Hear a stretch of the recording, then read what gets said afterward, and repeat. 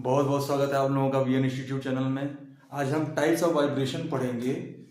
Vibration कितने प्रकार का होता है यहाँ पे हमने ऐसे बना दिया है।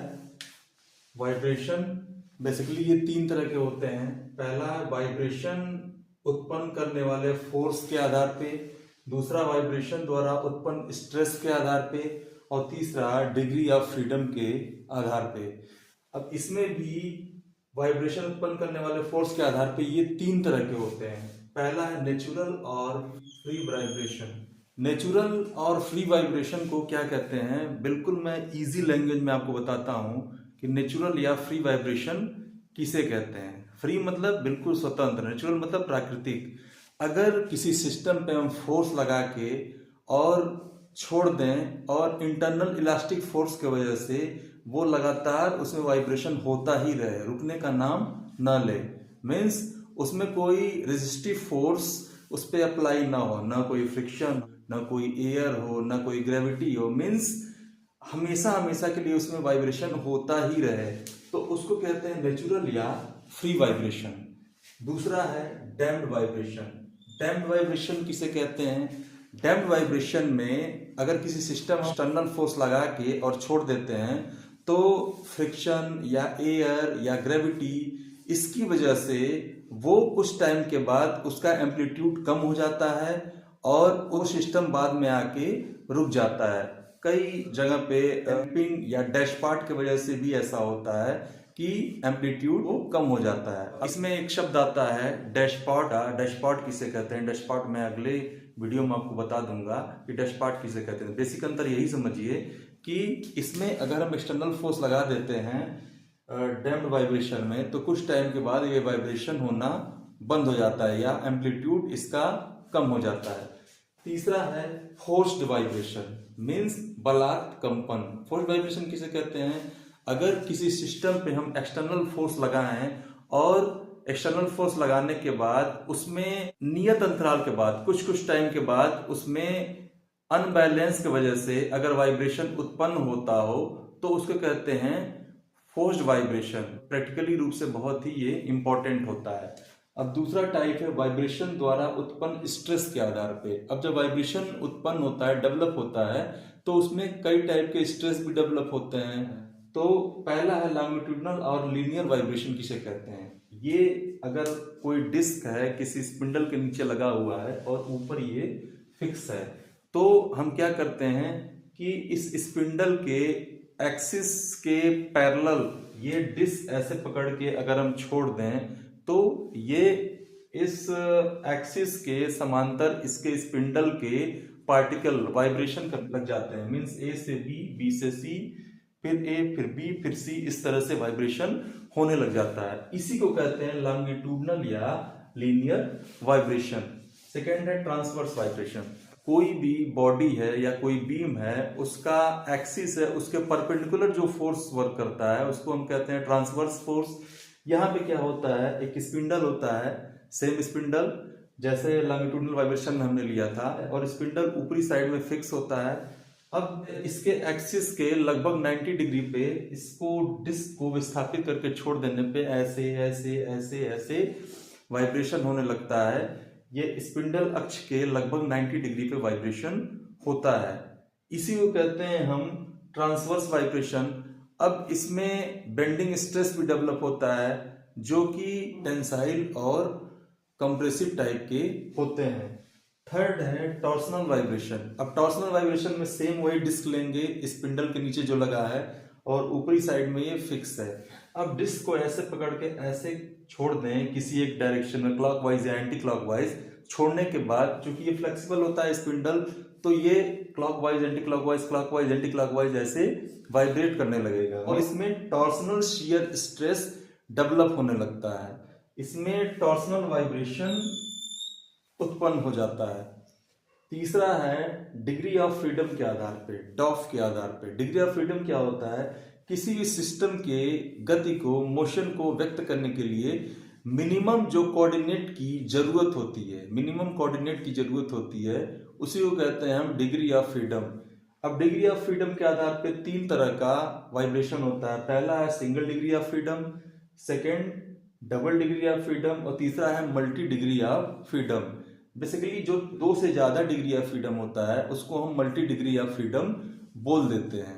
अब हम समझा देते हैं आपको फिगर से। अगर ये पहला फिगर है जो लॉन्गिट्यूडनल और लीनियर वाइब्रेशन जिसमें हो रहा है, वो सिंगल डिग्री ऑफ फ्रीडम का एग्जाम्पल है। वो क्या है? सिंगल डिग्री ऑफ फ्रीडम का एग्जाम्पल है। क्यों? क्योंकि इसको जब स्पिंडल अक्ष के समांतर ऐसे डिस्क को ऐसे करके छोड़ देते हैं फोर्स लगा के, तो ये ऊपर नीचे वाइब्रेशन होने लग जाता है। तो इसकी गति को व्यक्त करने के लिए मिनिमम एक कोऑर्डिनेट की जरूरत होती है। इस नाते ये सिंगल डिग्री ऑफ फ्रीडम वाला सिस्टम है। ये जो दूसरा है ट्रांसवर्स वाइब्रेशन, चूंकि ये स्पिंडल अक्ष के लगभग 90 डिग्री पे डिस्क को विस्थापित करके छोड़ते हैं, तो ऐसे ये दोलन करने लग जाता है, दोलन गति या वाइब्रेटरी मोशन। तो इसको व्यक्त करने के लिए 2 कोऑर्डिनेट की जरूरत होती है। तो ये डबल डिग्री ऑफ फ्रीडम वाला एग्जाम्पल है। तो हमने 3 तरह का आपको वाइब्रेशन यहाँ पे क्लासिफाई कर दिया। पहला है वाइब्रेशन उत्पन्न करने वाले फोर्स के आधार पर, इसमें नेचुरल वाइब्रेशन है। नेचुरल मतलब एक बार फोर्स लगाया और हमेशा हमेशा के लिए वाइब्रेशन होता ही रह रहा है, रुकने का नाम नहीं ले रहा है। दूसरा है डैम्प्ड वाइब्रेशन, मीन्स एक बार फोर्स लगाया और किन्हीं कारणों की वजह से, फ्रिक्शन या एयर प्रेशर की वजह से या फिर डैशपॉट की वजह से ये बाद में रुक जाए, तो उसको कहते हैं डैम्प्ड वाइब्रेशन। तीसरा है फोर्स्ड वाइब्रेशन। फोर्स मतलब एक्सटर्नल फोर्स लगाने के बाद वो नियत अंतराल पे अनबैलेंस की वजह से वाइब्रेशन अगर होने लगे, तो ये फोर्स्ड वाइब्रेशन है। दूसरा है वाइब्रेशन द्वारा उत्पन्न स्ट्रेस के आधार पे। जब वाइब्रेशन होता है स्ट्रेस भी डेवलप होते हैं, स्ट्रेस भी डेवलप होते हैं। यहाँ पे लॉन्गिट्यूडनल और लीनियर वाइब्रेशन है। ये डिस्क है, डिस्क स्पिंडल के साथ लगा हुआ है, स्पिंडल ऊपर फिक्स है। तो ऐसे हम डिस्क को पकड़ के छोड़ते हैं तो डिस्क ए से बी आता है, बी से ए, फिर सी, फिर ए, ऐसे वाइब्रेशन होने लग जाता है और टेंसाइल और कंप्रेसिव स्ट्रेस इसमें जनरेट होता है। दूसरा है ट्रांसवर्स वाइब्रेशन।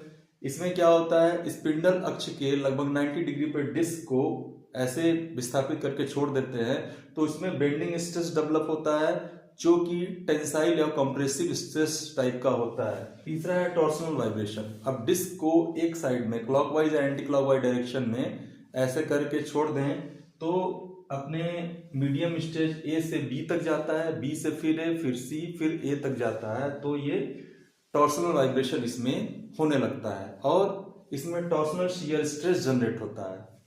तीसरा है डिग्री ऑफ फ्रीडम के आधार पर, इसमें सिंगल डिग्री ऑफ फ्रीडम है, डबल डिग्री ऑफ फ्रीडम और मल्टी डिग्री ऑफ फ्रीडम है। ये जो लॉन्गिट्यूडनल और लीनियर वाइब्रेशन है वो सिंगल डिग्री ऑफ फ्रीडम वाला सिस्टम है और ट्रांसवर्स वाइब्रेशन है वो डबल डिग्री ऑफ फ्रीडम वाला सिस्टम है। अब ये जो लीनियर और लॉन्गिट्यूडनल वाइब्रेशन है, इसकी गति को, इसमें डिस्क की गति को व्यक्त करने के लिए 1 डिग्री ऑफ फ्रीडम की जरूरत होगी, क्योंकि एक कोऑर्डिनेट की जरूरत होती है। और ट्रांसवर्स वाइब्रेशन में ये डिस्क की गति को, चूंकि एक प्लेन में गति हो रहा है डिस्क का, फिर भी इसको व्यक्त करने के लिए 2 मिनिमम कोऑर्डिनेट की जरूरत होती है। इस नाते यहाँ पे डबल डिग्री ऑफ फ्रीडम वाला सिस्टम ये है। मल्टी डिग्री ऑफ फ्रीडम मतलब क्या होता है कि अगर कोई मान लीजिए कैंटिलीवर है और उसको पकड़ के ऐसे रैंडमली हमने छोड़ दिया, तो किसी भी डायरेक्शन में, चूंकि इलास्टिक है तो किसी भी डायरेक्शन में, ऐसा कोई जरूरी नहीं कि एक ही प्लेन में वो गति कर रहा है, किसी भी डायरेक्शन में वो इधर उधर इधर उधर गति कर रहा है, तो उसको व्यक्त करने के लिए निश्चित नहीं है कि कितने कोऑर्डिनेट पे होगी, तो वहां पे वो मल्टी डिग्री ऑफ फ्रीडम हो सकता है। क्योंकि डिग्री ऑफ फ्रीडम क्या होता है कि भाई किसी कोई सिस्टम है, अगर उसकी गति को व्यक्त करेंगे हम, चूंकि 3 एक्सिस होते हैं एक्स, वाई और जेड, तो ये एक्स है, ये वाई है और इसके परपेंडिकुलर जेड है। तो एक्स एक्सिस पे हम यहाँ पे हम समझा ही देते हैं कि degree of freedom x, y और ये जेड होता है। तो एक्स एक्सिस पे 2 तरह का गति हो सकता है, एक ट्रांसलेटरी मोशन हो सकता है और एक रोटरी मोशन हो सकता है। सिमिलरली ये वाई अक्ष पे एक ट्रांसलेटरी मोशन हो सकता है, दूसरा रोटरी मोशन हो सकता है, और जेड पे भी ट्रांसलेटरी हो सकता है और रोटरी मोशन हो सकता है। तो टोटल यहाँ पे 6 डिग्री ऑफ फ्रीडम वाला सिस्टम हो सकता है। लेकिन 6 को हम क्या कहेंगे, चूंकि 2 से ज्यादा है इस नाते ये मल्टी डिग्री ऑफ फ्रीडम वाला अगर कोई सिस्टम इस तरह से मोशन कर रहा है तो मल्टी डिग्री ऑफ फ्रीडम वाला होगा। आई थिंक आपको कोई डाउट नहीं होगा, आप इजी वे में समझ गए होंगे। फिर भी कोई डाउट होगा, कोई समस्या होगा तो कमेंट बॉक्स में पूछ लीजिएगा। और ये वीडियो बहुत इंपॉर्टेंट है, अपने मित्रों में भी शेयर करिएगा। ऐसे ही अन्य वीडियो पाने के लिए चैनल को सब्सक्राइब कर लीजिएगा। Thank you very much.